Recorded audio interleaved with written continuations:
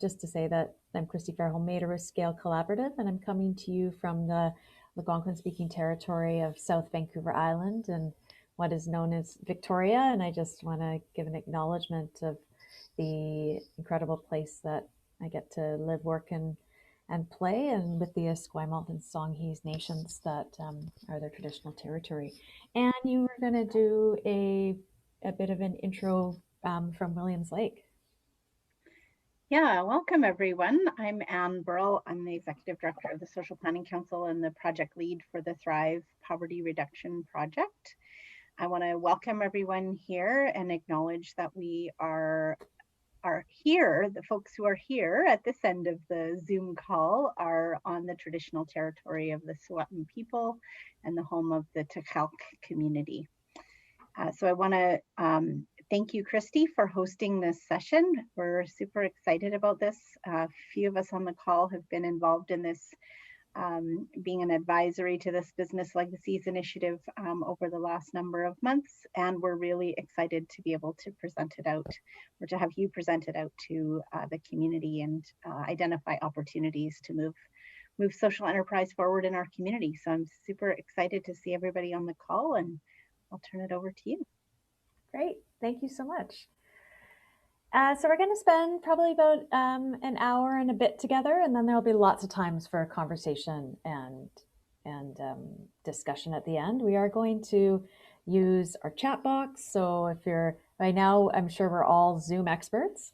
And so, chat box, being able to sometimes we'll give thumbs up, or you can use your responses here. Feel free to unmute yourself if you want to say something or jump in or put things into the chat as we go. And we will be using breakout rooms for a chance to have a bit of a deeper conversation around acquisitions by nonprofits and charities. We are going to record the session and send it out afterwards alongside the resources that I'm going to talk about today. So there will be a follow-up email that will come. So I just wanted to make a note around, this is what we talk around community agreements. It's just, we're doing a bit of a workshop.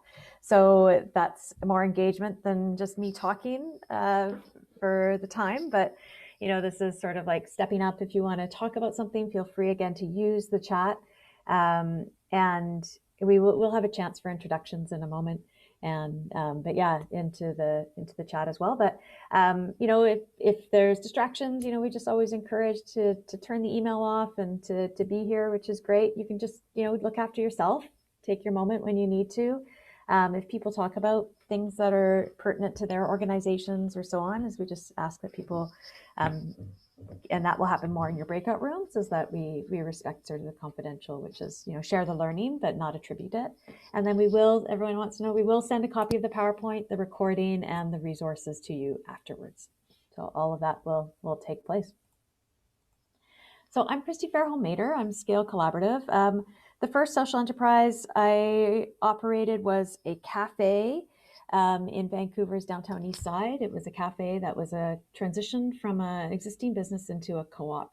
And it was a co-op that was run and managed by people living with significant and serious illness. And I did that as part of a job that I had with the Canadian Mental Health Association, supporting social enterprise development. And that was 2003. So since then, I have been involved in a number of social enterprises, both as startup and as operations, including a cleaning business and a catering business, and then some others along the way. But it always sat with me that the first business that we operated was an acquisition. And it was a cafe that had already existed, and we acquired that cafe for $10,000 and then operated it for about 18 months underneath that as a co-op.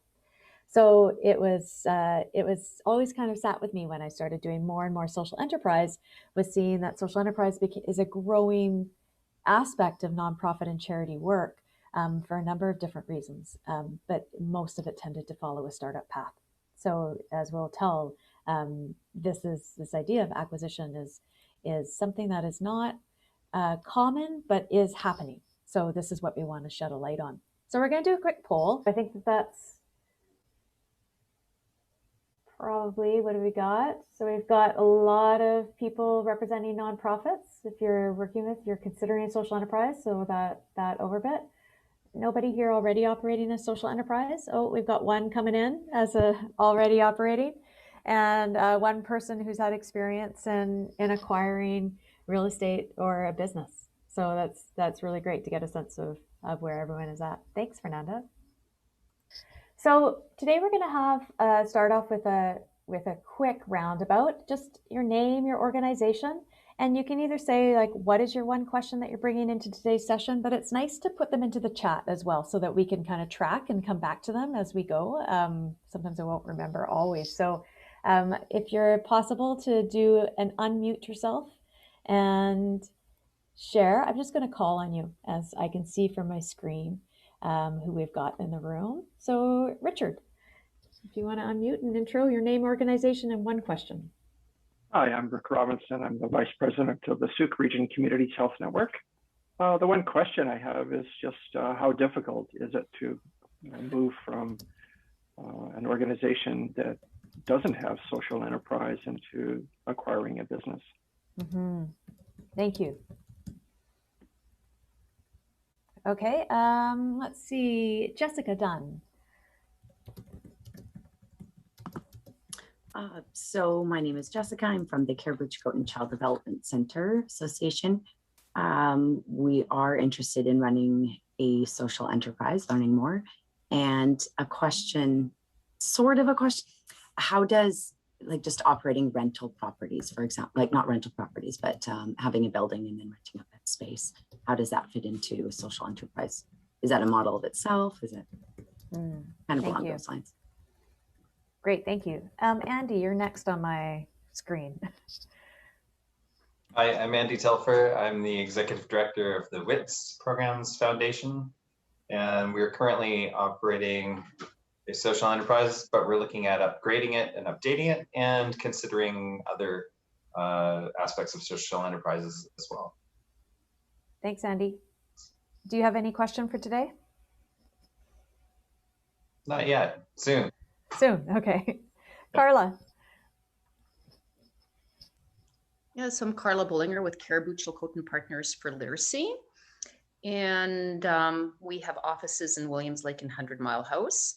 And a question I have, I'm just really curious when we get together with some other folks from Williams Lake to identify what are some businesses that we think that are suitable for acquisition in our own community. Thank you. Gail.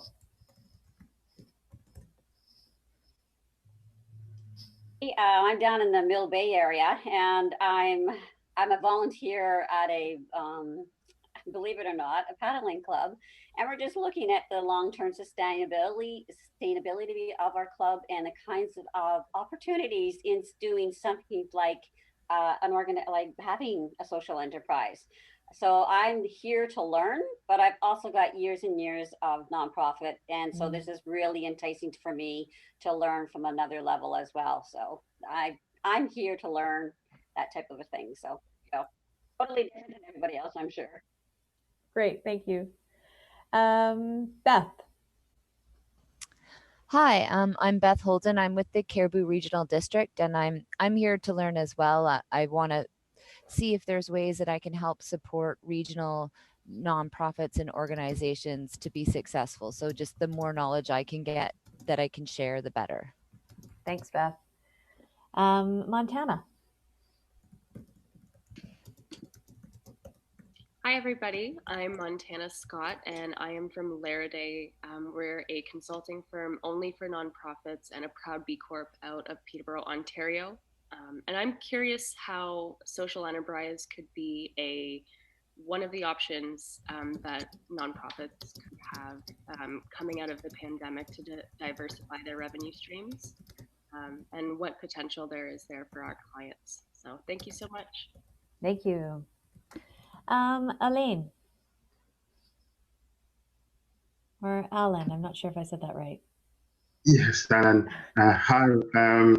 I'm just in the process of setting up a social enterprise, an online channel, and I'm based in London, and I just found your meeting online by by any chance, and I wanted to see what's happening out there. Thank you. Great, thank you so much. Medina. Hi, I'm Medina. I represent the Federation of Calgary Communities, and we work with all the different Calgary communities associations, over 150 of them actually here in Calgary. And obviously with just the economy and times being the way that they are, we're really starting to do research into how maybe we could support and move towards social enterprise models for nonprofits.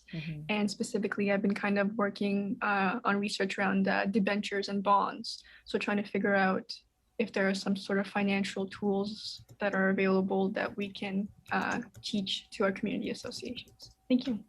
Thanks. Anne. Hi, everybody. Anne Burrell with the Social Planning Council of Williams Lake and area.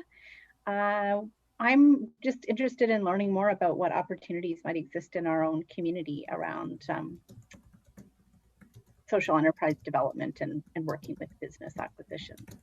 So it's kind of general. I've been involved in this project. Great, thanks, Anne. Larry, I think you're...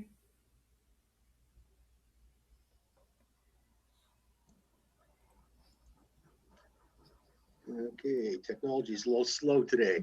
I think it's like me, maybe it's me. Hi, Larry Strandberg from Williams Lake. I work for Community Futures. I'm just here basically to improve my knowledge. So that way, if we're working with clients who want to do it, I have some kind of a background on it. Thank you. Thank you. Great. And Emmeline, I see you're here as well.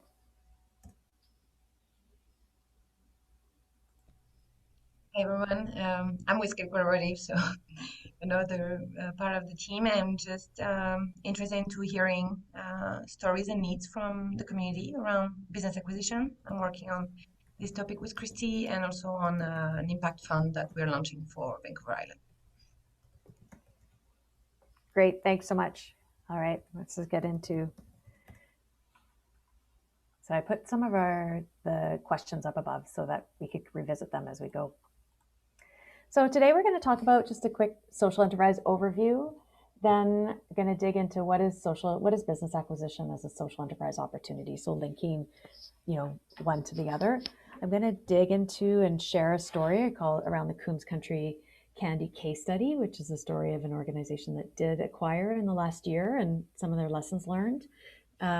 Talk through the acquisition process and then the specific considerations for nonprofits and charities when they acquire. So we did uncover quite a lot of differences. And then that question is, is acquisition right for you, or is it right for the organizations that you work for, and blending up with some of those strategies for success.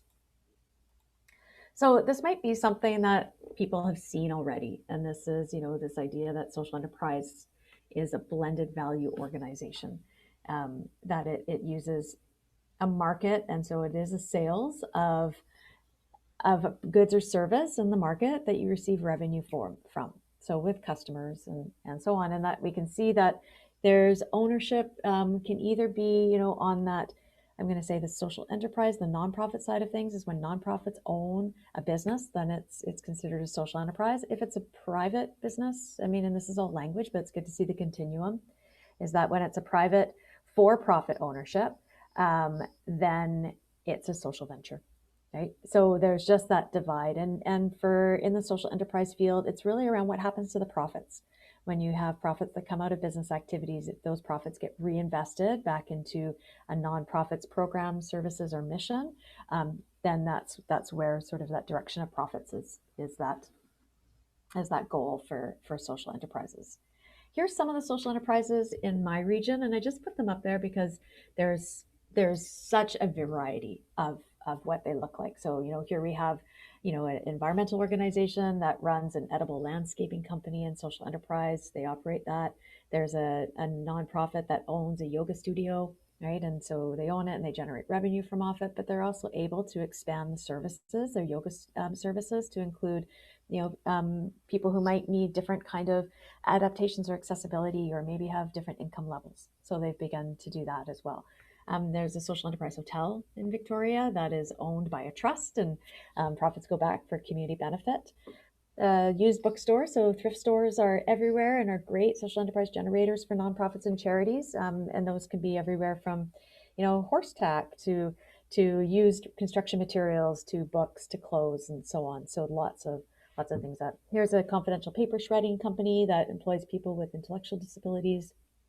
A janitorial company that goes and does what's called like deep cleans and heavy cleans in partnership with affordable housing and transitional housing organizations, hiring people who face multiple barriers to employment.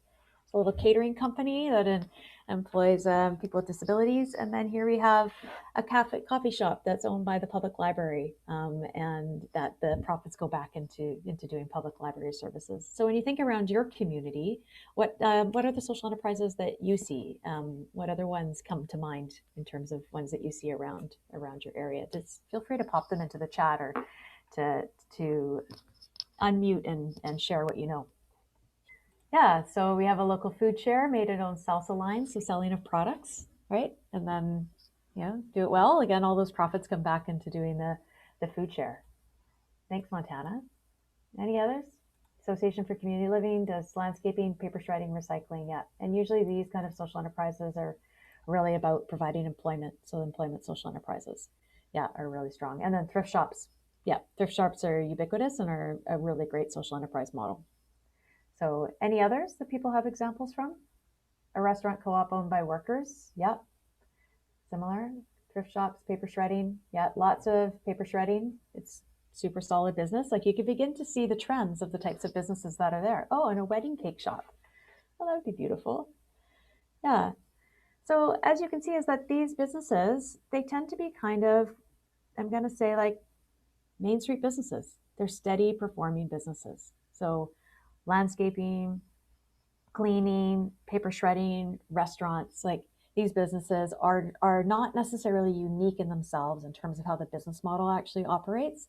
They're unique in that they're taking that and they're integrating impact into them, or they're creating a way for profits to go back. So you have a very sort of the purpose and the mission of the business is different, but the actual structure of how the business operates is pretty standard, pretty what we would call as like Main Street businesses. And that they're as varied as the goals that are coming in. There's a social, just as there's a nonprofit for everything, there can be a social enterprise for everything. And the key is to understand the impact goal of what's being provided, and then what is the business goal, and partner those together, right? As we mentioned, like confidential paper shredding, there you have the business goal, you provide paper shredding. The impact goal is to provide employment for people who face barriers to employment. So really understanding those two sides of things is key. And that social enterprises can come in a bunch of different forms. So you can have a social enterprise within a nonprofit. So it kind of operates similar like a program, right?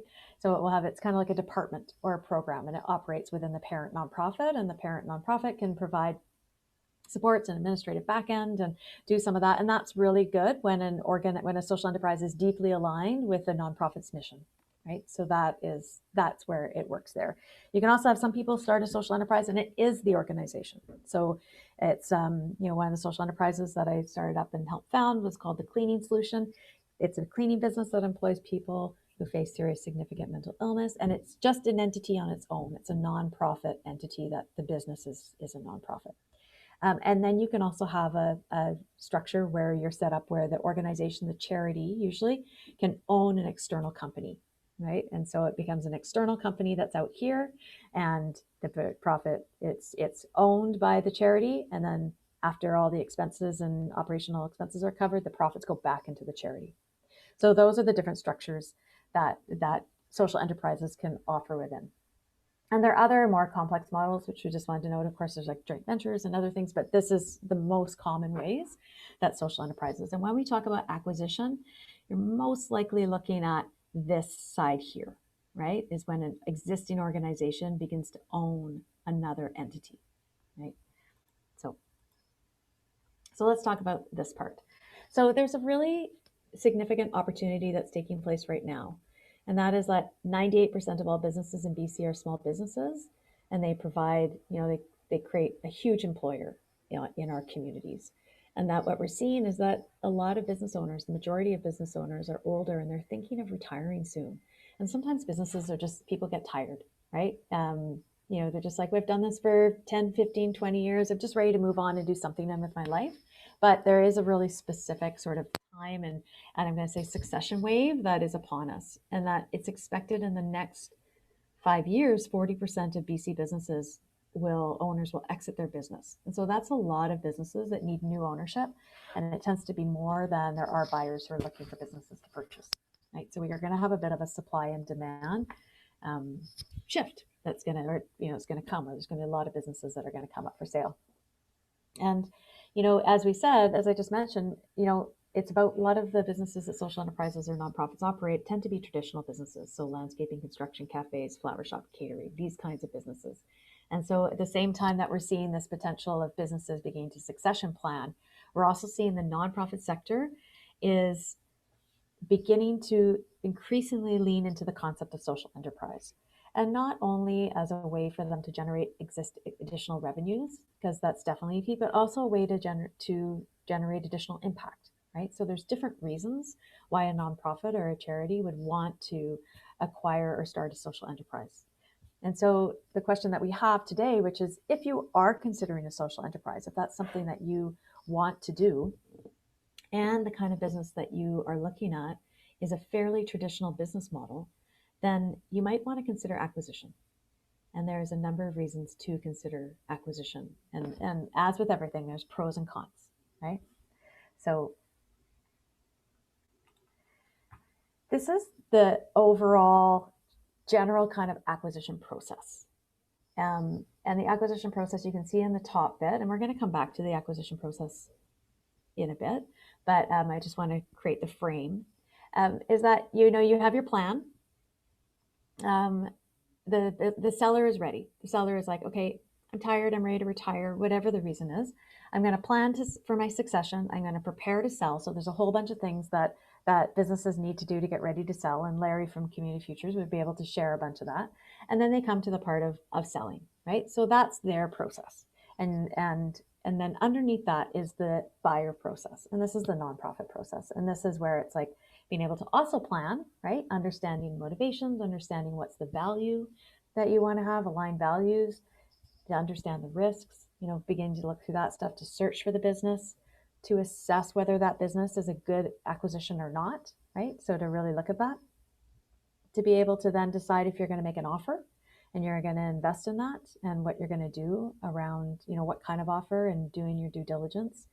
And then there comes a point where at the launch, because really in a startup, you also launch a business, but when you acquire a business, you launch a business too.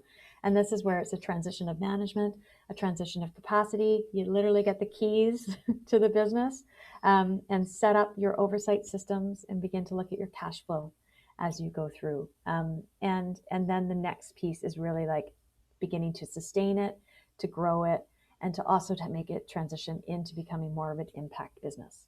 So this is the last piece, is that transition for it into a social enterprise. So before let me just see.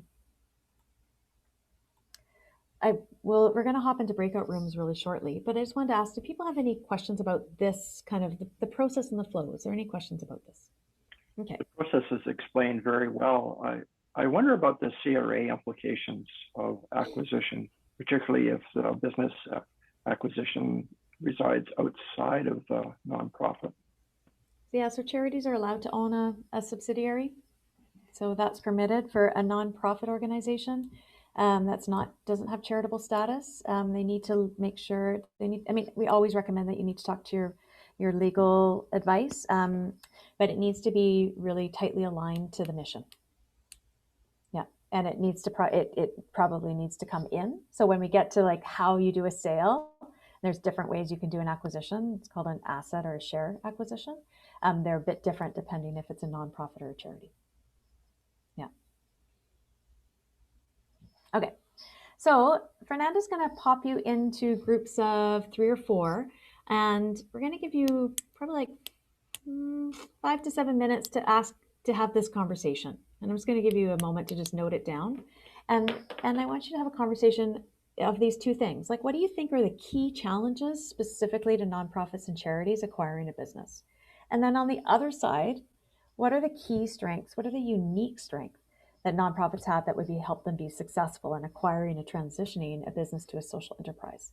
So to think about those two sides of the coin. So we're going to break you into random groups to have this conversation. Please have, you don't have to note take or whatever. You can just have a conversation, and we'll discuss afterwards. And at the midpoint, Fernando will send a little note that says, now, if you haven't yet started talking about the unique strengths, times to pop and shift, so that there really is a balanced conversation around both the challenges and strengths. All right, welcome back, everyone. So I'd love to hear from your breakout rooms. What were the key challenges that came up for you in terms of a nonprofit acquiring a business? I can go. Yeah, Adina. I guess like the one that we kind of talked about was, of course, the capacity thing, and it's who's going to be the one that's going to be in charge of taking on this really big endeavor when nonprofits are just really struggling right now to even just keep going. And then another really good point someone made was about really changing the board of directors mindset and rethinking about the fact that they're not just now running obviously a nonprofit, but they're going to be business owners, and really the financial risks associated with that, the legal requirements as well. So Great, thank you. How about another group?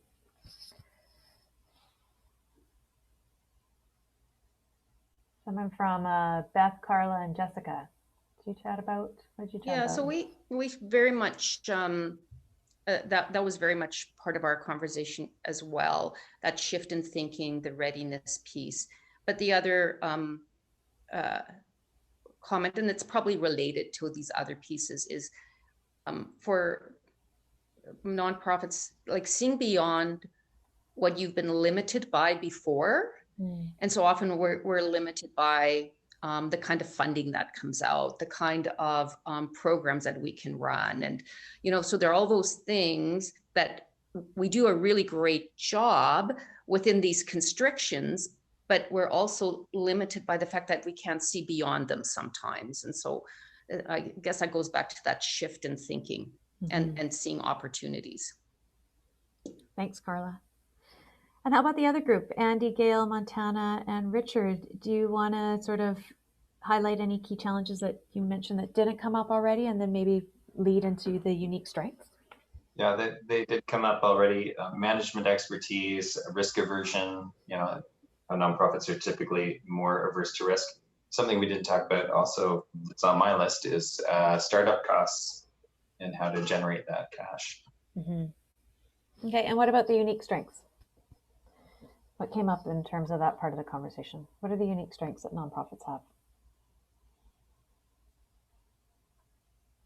Oh, again? Okay, I'll go again. You still. Yes. Goodwill was mentioned, and we all know about the incredible goodwill and great database that volunteers often, or that we often have in the community, in our communities. Volunteers, access to volunteers and volunteer labor is huge in many cases. Thanks. Great, thanks. And other groups, back to sort of, we were just going to say, well, this could be a challenge, but could also be an opportunity or like a strength. And I think it just kind of depends on your board makeup. So if you have people that have had, maybe business backgrounds or have run their own businesses, to really lean on them and on their expertise, and hope that, they can really push the organization forward. Yeah, so really having access to wide expertise as well, right? Like nonprofits really are community holders, and so within that community, you might have the expertise that single business owners might not have access to. All right, and the Beth, Carla, Jessica group. Yeah, so we talked about we're really, really good at projecting expenses and revenues, because every time you write a proposal, you have to do that, and we have the systems in terms of tracking those things, especially for, even we're a smaller organization, but we have multiple programs, and each program has its own budget and its own work plans, and that process of assessment, implementation, evaluation, I think those are really strong skills in terms of entering into a business or considering a business. So that's already embedded in the work that we're doing. And then also what Andy had said about really strong, we have strong mission, visions, values, we have strategic plans, everything is very transparent, everything feeds back to that, as well as the community we live in is very, very supportive of the work that happens. And so that's a real strength as well. Mm-hmm. Great. Yeah, and I just want to build on what Carla was saying there, which is, you know, nonprofits are already existing entities, right? They have systems to operate, and that those systems to operate sort of, you know, you're not starting those systems from scratch, right? That they allow for that to be built on and to be able to be adapted and shifted to another existing organization, right? So that's, in terms of that startup feeling, there's a lot of capacity. Like in one ways, nonprofits have reduced capacity depending on the nonprofit, but in other ways they also have existing capacity. So it's sort of weighing how you want to spend your capacity. All right, so let's talk about COOMBS Country Standing Source. So this is an example of a recent acquisition, and Fernanda's just popped into the chat a PDF link. If you want to check it out, you can. We've done a number of case studies on organizations that had acquired. So this one here is Vancouver Island. It's in Port Alberni, which is a small community on the island. And sorry, it's messing up where I want that to be. So it's can people see that there? That's what I want. Okay. So, you know, it was a Community Futures that did this acquisition, and Community Futures had been around for decades in Port Alberni-CLAYOQUOT. And what they were looking for was an opportunity to sort of ensure business retention of a key business in the community. And they also wanted to be able to hold employment, but also begin to expand their employment and integrate a bit more of an integrated or accessible employment mandate into the business. And because this is a business that has both retail and manufacturing, they felt like there was an opportunity in the manufacturing department to be able to employ people who may face barriers to employment, such as with disabilities. So that was kind of their mission and their goal. They acquired the business. They first sort of identified the business last March, so March 2020, and then they acquired the business in November 2020. So again, quite recent, in the last 6 months. And they spent, when they acquired the business, they purchased the business and all the inventory. And that included a lease in the current existing building that it operates in. So that was the structure of kind of the why of why they decided to do this. So they really were also looking at being able to have a revenue stream that went into. And so they began to identify what their selection criteria was. And so they wanted to have a business that could operate independently, that was already existing, had strong operations, and that the nonprofit's job was oversight and management, right? So they didn't want to have their hands in the business, but rather to have oversight and management, and to have a manager in place that knew the business well enough that could step into the role of overseeing the operations.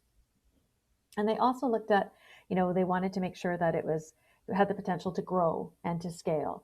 And so they saw that the business existing was already operational, profitable. But as you'll find with a lot of businesses, with people who are getting ready to retire, is that often they haven't made the shift into the tech world, right? They haven't done online sales. They haven't looked at ways to expand in that way. Their marketing might be very community-based. And so there often are opportunities for growth. And they saw that this business had opportunities for growth in terms of upgrading technologies and making use to current technologies. And they also wanted to look for a business that was hard for new markets to enter. And so it wouldn't have as many, you know, easy competitors to come in, and that they wanted one that had a really good reputation in community. And so this business ticked off a lot of the boxes. As I mentioned, it started in March 2020. They made the acquisition in November 2020. And that, I would say that a lot of business acquisitions, you know, take the time to go through and do your due diligence and to make your offer and so on. But for nonprofits, there is an additional time aspect that needs to be considered. And that is the multi-layers that it takes for nonprofits to have and make decisions, right? So it's bringing that all those layers, the boards and the community and staff, and you can see, to be able to make a good decision about that. One of the challenges, and we'll talk about this in a little bit, that they came up was a couple of challenges related to the financing. One of the challenges was that they couldn't access financing from their local credit union because it was considered a new entity. They created a holding company to hold the business, and this was considered a new entity without a track record. So even though the Community Futures had a track record, because it was in a new holding company, it wasn't able to pass the risk analysis of the credit union. So in that case, they got financing from another Community Futures. So that was a bit of a challenge that created a hiccup, and we'll talk about needing to think through that financing aspect. And then they negotiated the deal. They had lawyers review, and again, of course, you'll want to make sure that you have your lawyers review not only from a business perspective, but also to have a charity or a nonprofit lawyer take a look, especially if you're going to put up in a different incorporation around that. And then there's the transitioning of ownership, and what they found was that in that transition of ownership, because they had a new entity that was owning the business, that new entity needed time to get things like credit cards and lines of credit and all the things that you need to have in a business. And there was a time gap between the owning of that business and when all those things came into place. And so luckily they had an agreement with the owner to be able to transition them through that time. And that gets a little bit to what Andy was saying, which is that cash flow for the first few months of being able to shift that business operations into it. So, and then this is, and then they also really looked at how they set up their decision-making processes, how they manage and provide oversight, and that those things were clear sort of in advance and throughout the process and ongoing as the business continues. And then some of the things that made them successful in their acquisition is that Community Futures provides business advice services, and so they had capacity to understand what's happening in the business community. They have a reach of looking around what businesses are coming up for sale in their community, and so they were able to use their existing capacity and knowledge to identify a business that met all their criteria. Acquisition process was new to their organization, and so there was a lot of perseverance and dedication from board and staff to make sure that they were talking through the challenges that they encountered along the way. And then they really worked to communicate effectively with the existing business staff. So, as you can imagine, as we all know, change can be hard. And so transitioning an existing business to a social enterprise, there's already existing staff. And so letting them gain knowledge and capacity around what the nonprofit does, why this happened, what does this mean for their jobs, and being able to provide them security and support through that process. So there always is a change management process that takes place that needs to be taken into consideration.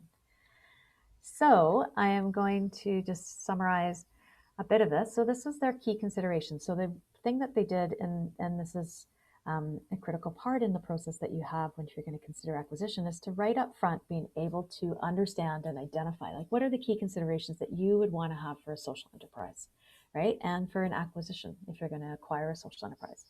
And so these are the key considerations that Community Futures had, and they really wanted to know, right, is these questions, would it be an opportunity to create an entrepreneurial incubator? They wanted to have a way for other people, if they were training and doing training around entrepreneurship or business, that they could use this business as a living case study to share and use it as an example. They wanted to have an opportunity to hire people into their manufacturing shop, people who had developmental challenges and barriers to work. They wanted to make sure that it had a growth opportunity, that it had the margins that they were looking for. So they identified specifically what types of margins that they wanted, and that for them was above 10% margins. And that means that there's enough profit to come back into their core company, their core organization, to be able to support programming for Community Futures. They wanted to have low complexity, so it's pretty simple. They make candy and they sell candy, right? And so that management of that business is something that they could all understand and actionize, right? Some businesses are really complex. And when I talk to business owners, I ask them to grade their business on that level of complexity, and ones that are really high complexity are just more difficult, I think, for nonprofits to operate. That's my opinion, but it's all up to the considerations of of the nonprofit. They wanted to make sure that there were skilled staff that were able to step into the management role, and that they really had a sense of like its space in the community. So those are all the key considerations that they had when they were going through it. And then this is really their lessons learned that they went through the process. And I'm just going to speak from talking, because we did case study with the people who did this. And so these are the key lessons learned. And it's sort of in retrospect, when we began to talk through this process acquisition map that I showed you, you know, Lori was like, I wish I had that before we started, right? And to be able to think through the steps and the process in advance, right? And again, that's that time frame. And you know, we don't want to fly this we don't want to build this airplane while it's flying, and we don't have to. And so that's why we're doing this process and these workshops and developing a toolkit to help organizations think through the process before it comes. And currently that doesn't exist. So this is something that we want to add into the lexicon of acquisition, is having nonprofits and charities be able to think this through. They thought that for them that the sellers were just going to proceed with a mediator, but then months in they decided to engage a lawyer. So that added additional time and cost. And so it reduced some of their control and timing. So some of those unexpected things that might come up, and did come up for them in terms of their areas. They really needed to understand their choice of their ownership model, how it will impact your business financing and taxes. And so being able to talk that through in your planning process and think about that. And so they went into, you know, as I said, they mentioned they created a subsidiary. And so when they created a subsidiary, it became something outside of the community futures. So if they had incorporated it right into the community futures, which was not a good, that's not what they wanted to do. The community futures already has an existing track record, but because it was in a new subsidiary, that existing track record, they needed to bridge time through that. And that comes into knowing that they couldn't open bank accounts until they actually own the business, right? You can't some of the stuff you can't do in advance, you have to do when the business comes in, and all of that comes in that process. They really had the staff in that process of managing and being open in communication. And we talk about like almost like going into communication overdrive, right? So being really open and transparent is really key in helping to manage the transition of existing staff. And I would say, and it's existing staff of the business as well as existing staff of your nonprofit, right? You have to really explain to your existing staff in your organization, your nonprofit, or your charity about why you're doing this, right? Like what is the reason why, and then blending it so it makes sense to them as well, because those become the people that become your champions in community, and they might get questions. They might be in community and they'll be like, hey, like why did the community futures buy that candy store? Those kind of conversations happen in communities all the time, and having existing staff be like, we did it, you know, because we want to create this living entrepreneurial lab. We want to provide employment for people who may face barriers to employment. And we think that it's an opportunity to hold the business in the community and generate revenue streams to support programming, right? Like having that like for reason why or whatever it is really key in terms of having the community buy-in and having all those different staff buy-ins. And then this piece is being able to really be able to invest time in modifying the operating systems and the models of the business. And you know what's interesting is again, because nonprofits are existing organizations and entities, and you have your systems and processes in place, sometimes those small businesses don't have those, right? And so one thing that the Community Futures brought to this business that they didn't have is that they created job outlines, they created pay scales, they created timelines for raises, they brought in a benefits package. They did focused on employee and building security. They did all the health and work safe requirements. They brought in a new point of sale system and set up an e-commerce. And so there was a bunch of benefits that the organization brought to that business that they didn't know, because sometimes depending on the business, it might have been sort of just operated by the owner operator for a long time and how they do it. And that nonprofits tend to be professional organizations already. So that professionalization that nonprofits have gets given and provided to the business. So let's get into the acquisition process. As you mentioned, the key challenges that we talked about is that lack of internal support. Sometimes we did a number of surveys and interviews with organizations, and this is the first one is, you know, would your organization consider acquiring a business? You know, 40% said yes, a few said no, and then there's a whole bunch of like, I don't know, this is new, right? So the lack of internal support, and that's that culture piece within an organization, the inability to respond to the opportunity in a timely manner, and then this access to financing is key challenges that nonprofit organizations face in terms of acquisition.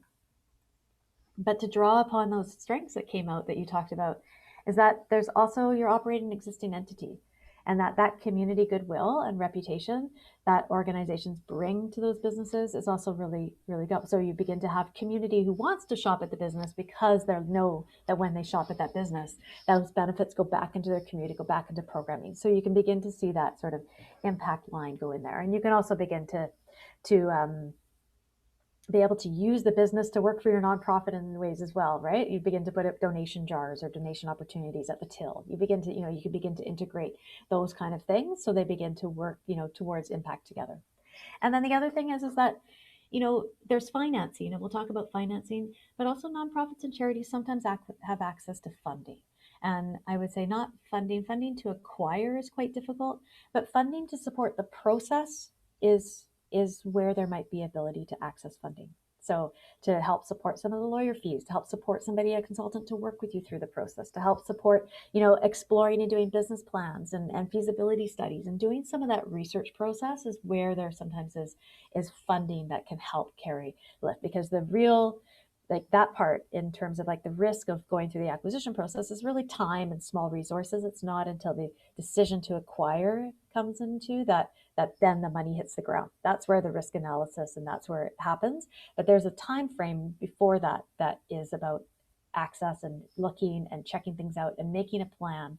And that part, sometimes I've seen that there's been funding for that. And grant, what I mean is the grant funding.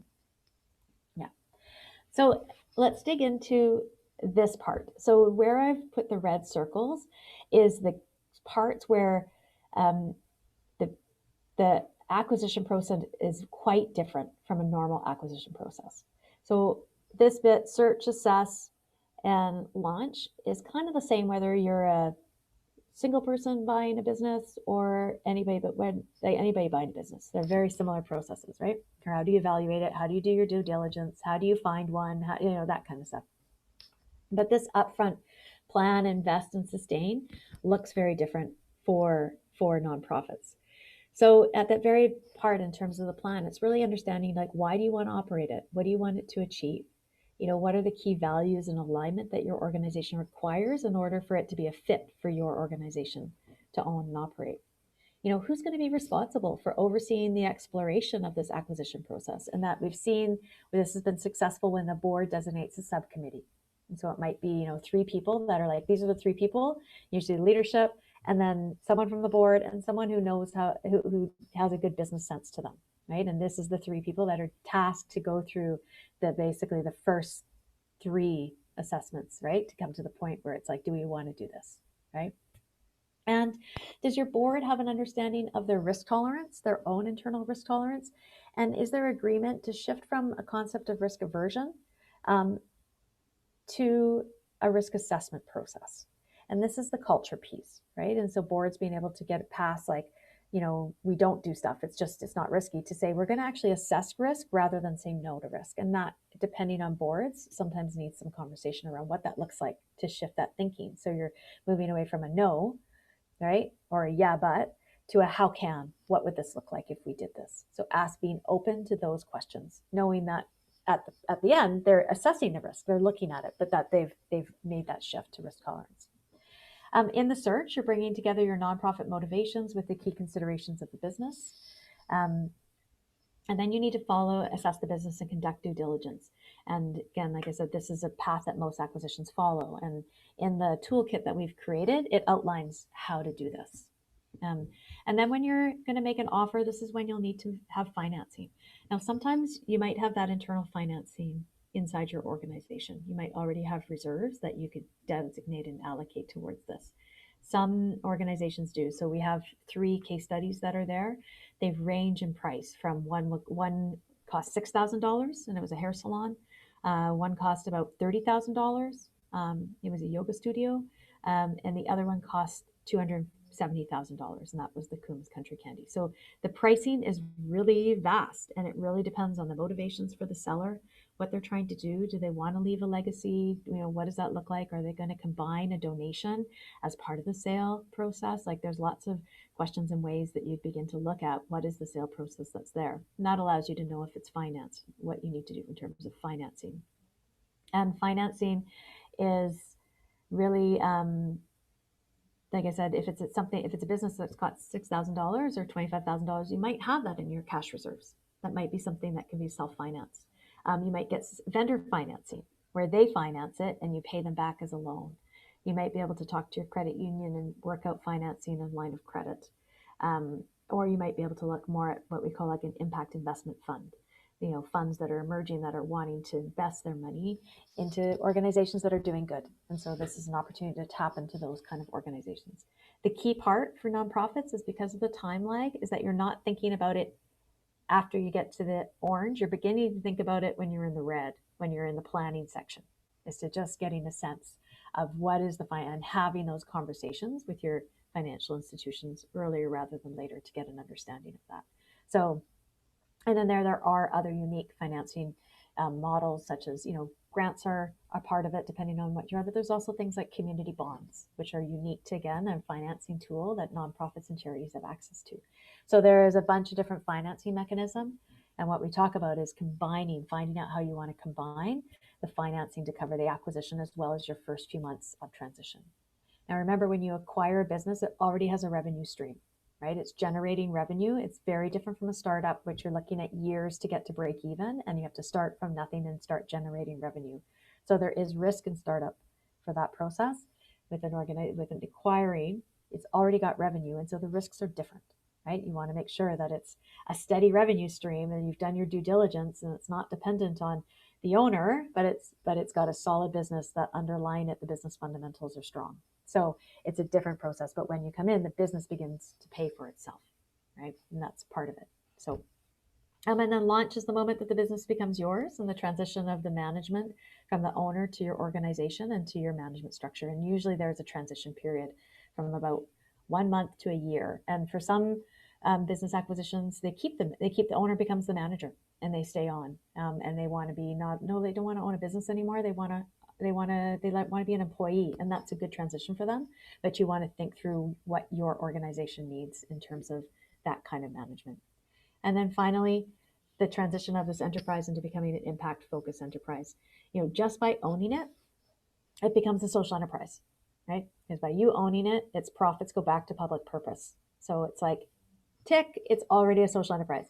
But does it generate the impact that you want? And over time, you'll be able to think about, what does it mean in terms of supply chains? What do you begin to think about in terms of employment?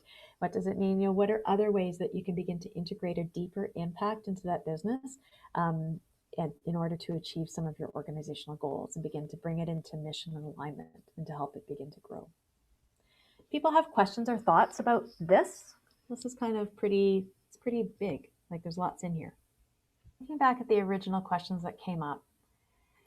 So, how does operating a building and a space fit into social enterprise concepts? So, I think it was Jessica that asked this question, is that acquiring a building, it kind of has, I would say, has different financing mechanisms of how it goes. The process of identifying what you're looking for in that early stage piece is the same, right? Does it fit your motivations? Is it going to further your organization's mandate and mission? Is it the right thing to do? Doing your due diligence. How's the business? How's the space going to pay for itself? Like, these are all questions that you would need to want to do a business plan for. But your financing and process for financing is a little bit different. So, but what if you already own a building and I don't know. I'm just trying to understand if, which model we were under. Like, for example, yeah, it would probably be the one, but how those two kind of, like if you already own the building, so you have the building, you own it. Yeah. There's a really great model called CIRAS that I will put the link in. It's the community,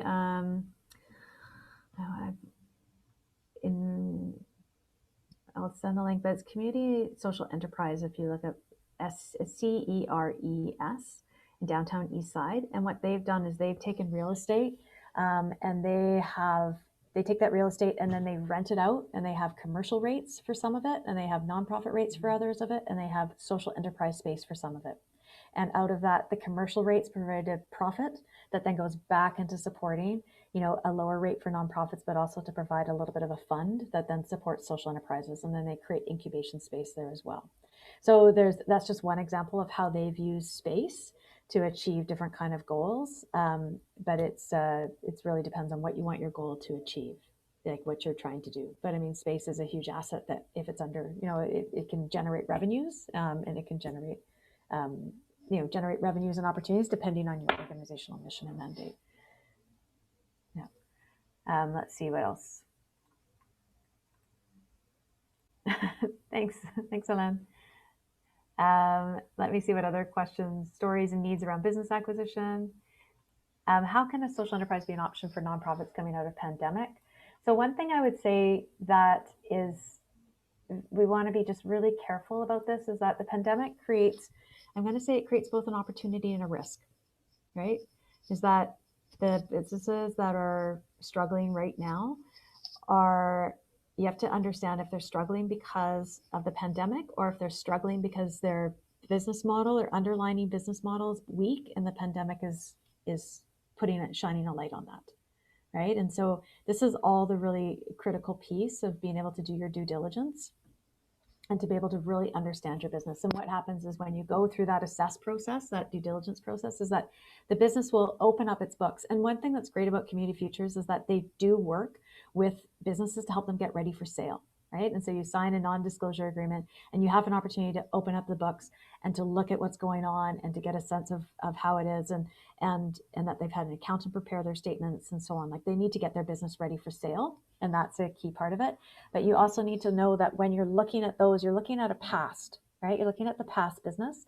And what you need to be able to look at is, what's your future for this business? And that's where your own business planning, your own values alignment, your own motivations, your vision for that needs to come in through, because the past is one person's vision. And what we see is then that transition period is that sometimes the owners are like, what are you doing? That's not what I planned for the business. And you're like, yep, I got it. That was your vision. Now we're putting a new vision in, and we have a plan and a vision for that. So it's like knowing where it's coming from and seeing where you can take it. And so same as with businesses that are coming out of the pandemic, some of them might be coming for sale up, and you want to make sure that the reasons for sale are not because the underlying business the fundamentals are not strong and stable. So we've spent the last few months developing this toolkit, and after this, we're going to send out a email that will have the recording of this, that will have the case studies, and also have a link to the toolkit. And it tracks along those areas, so you can see through that areas all the tools and resources, and it's a fillable PDF, so it's got activities integrated into it, so you can advance and have that conversation around each of the stages as you go through it. And it's not, what the toolkit does is it assumes, so the starting place of the toolkit is it assumes that you're interested in social enterprise, and that you've already decided as an organization that you want to do a social enterprise. And that at that point, the question is like, is your social enterprise idea, is it something that you could acquire, or do you need to start it up? And that's the definitive stuff. So if you haven't figured out if you want to start a social enterprise yet, there's other resources, the Canadian Social Enterprise Guide, that help you think through the readiness of whether or not you want to do a social enterprise and what that looks like. That it's like, when you have your idea and you know that this is a path you want to go for, this starts you around, is this something you want to think about in terms of acquisition? So we're going to do a final group breakout. And what I want you to do is to think about, what would be the key considerations that you would want to consider if you were going to acquire or acquire a social enterprise? What would be the things that you would want to look for if you put your nonprofit hat on, and to generate a list? So we're just going to put you in for about 5 minutes in 2s or 3s, and maybe 4s. It's hard to know sometimes how the breakout rooms put themselves in, to have this conversation and to come up and have a reflective conversation about what would be your key considerations.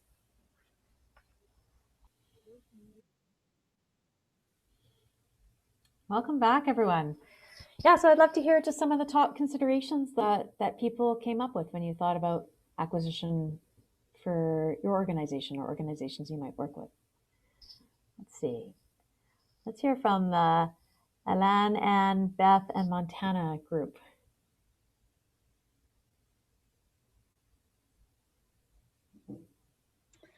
Well, we were just talking about the context of your organization is really going to drive what considerations are most important, and we spent a bit of time just talking about primarily talking about synergy with your mission and your intended outcomes and the importance of those kind of as core pieces.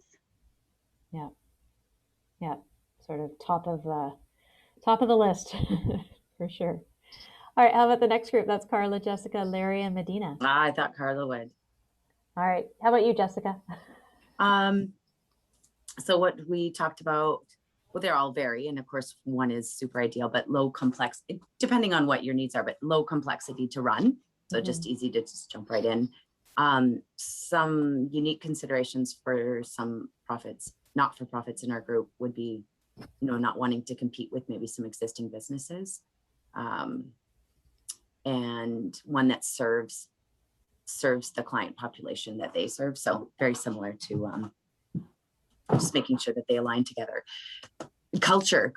You guys already kind of talked about it, the last group, but that culture, how do they fit together? Is it going to fit? Do the missions align? Profits, of course, was a consideration. And the reputation of the existing business and even the management that runs that business. So that's, of course, important. Was brought up as an important consideration as well. Great, thanks. And final team, Andy, Gail, and Richard. We talked about synergy, as already mentioned. That would be important. Ideally, low ongoing capital costs and strong customer base, so you've got sustainability with the business. And if you won the lottery, the purchase price would not require financing. That might be a dream, but that would be great. Yeah, absolutely. Those are great. And this is an example of one of the tables that's in the workbook that's fillable, so you can begin to identify and add in your own considerations. But what are the most important that you would have? What would be the next important, and what would be not important at all, right? So it begins to let you think through this analyzing your motivations and what you'd be looking for. So I just want to just say you're not alone, right? Like there's a great organization called Venture Connect that is owned by Community Futures across BC, and it's where you can go and look and see what businesses are for sale. And their job is to really help get businesses ready for sale and to hold them in community. And so this workbook, The Pathway to a Successful Business Purchase, is an adapted workbook from Venture Connect. So they've already developed one for individual buyers, and this is adapted for nonprofits and charities. And so they're part of the process, and they're there to help as well. I just want to also do a big shout out to the Community Futures in each of the regions, is that they're also there to help with the process and to help support these kind of things. So there's a wealth of information and capacity and knowledge and all of that exists in each of the Community Futures. So to look that out, as well as Scale Collaborative. That's our organization, and over the next little bit, as we support the Business Legacies Initiative, we're going to do a business acquisition readiness incubator that will happen in the fall. And so this is for organizations that have said, yes, we're interested in exploring acquisition, and the focus of the incubator is to increase readiness. So to reduce the time, to get the financing piece sorted in place, and to really work with and identify what's the culture and things that need to be in place in order to move forward. And the idea for the end of that incubator is that at the end you have those things in place, that when a good business comes along, you're able to move forward with the acquisition process from that place of knowing what you're looking for. And we also provide supports to organizations as they go through the actual acquisition process. So we're working with a couple right now to help them go through that acquisition process. So you can be in touch. So lots of resources that are available to assist. And then this Pathways to Successful Business Purchase, we're in that, the ink is almost dry on it. So it's pretty close. Doing the final check through, but we're going to send it out to everybody. It'll be on our website and part of the Business Legacies Initiative, and available through Venture Connect, available through Community Futures, available through the Business Legacies website, and we'll send it out to you. And it's an interactive information stuffed workbook that can help and is specifically designed for organizations. And if you're interested in any of those, just be in touch like with me at the beginning. I want to just really thank these funders that are supporting the development of this whole process. Royal Roads is our key partner in the process and doing research and helping write and develop the tools and resources. ICE-T, the Island Coastal Economic Trust, is funding the acquisition incubator for Vancouver Island. So big shout out to them. British Columbia, the Rural Opportunities Fund, has supported the development of these resources. And then this group of amazing organizations at the bottom right sit on the advisory council and have been advising the process all the way through. And that's Community Future Central Island, Cowichan, Alberni-CLAYOQUOT, and right here in Caribou-Chilcotin. And then we have a couple of a nonprofit, and we've missed the Thrive logo on here. Anne, we'll make sure Anne's on here, and Venture Connect. So yeah, so any final thoughts? I'd love to hear them. And yeah, any final thoughts and comments before we sign off? I really appreciate your time and all your conversation and considerations. Carla, do you want to say something? Yeah, I just I really like how it's been laid out, having that process piece with all the little you know, what are the steps in each one of them. I think the flow of the presentation was great. I was happy. It was good to connect with some of my colleagues here in Williams Lake. And I think one other piece I would like to add is, you know, as we're thinking about that business acquisition piece, as opposed to waiting for someone who's getting ready to sell, you know, thinking about which ones already align with our own values and just approaching businesses, because maybe that might trigger some thinking for them. And especially in smaller communities, we have the advantage that we know almost all the small business owners, and they know us, and just even starting those conversations, because they may not be thinking about it, but that might be an opportunity that they're, it's like, oh yeah, well, you know what, maybe I am ready to consider that transition process. So I think that's a really, and as a small business owner, we've always done that. And we have found that has worked out the best, because you have the time for those conversations and that open communication piece and really kind of working through some of those things. So I'd like to throw that out there as well as a really another approach to take in terms of just waiting for someone to be ready to sell. Thanks, Carla. Richard, you look like you're unmuted. Yeah, Christy, this is great. You may know we're involved with the Thriving Nonprofits as well. So this fits very nicely with the modules that we're looking at right now in terms of acquisition and moving to that social enterprise model. So thank you so much. They provided a lot of new information for me. Great. Thanks, Richard. Medina? Yeah, of course, echoing some of the sentiments here. Thank you so much. I'm so excited to look at the toolkit and just really dig into that. But also a really big thank you to everyone in all the different groups. I really appreciated all the different perspectives, things that, you know, I didn't even think about. So thank you everyone so much for the wonderful participation. Yeah, it was great to hear everyone, like, to get some of those thoughts and ideas and beginning to work through the process together, right? I mean, we're going to be, because there has not existed a sort of a deep dive into what it would take for nonprofits and charities to do this, and they've been doing it. Like, we keep hearing across examples of ones that worked and ones that didn't quite make it and ones that got close, but then, you know, like all of that this, as we begin to systematize and share the lessons learned, I think we're going to create a stronger pathway for others to follow.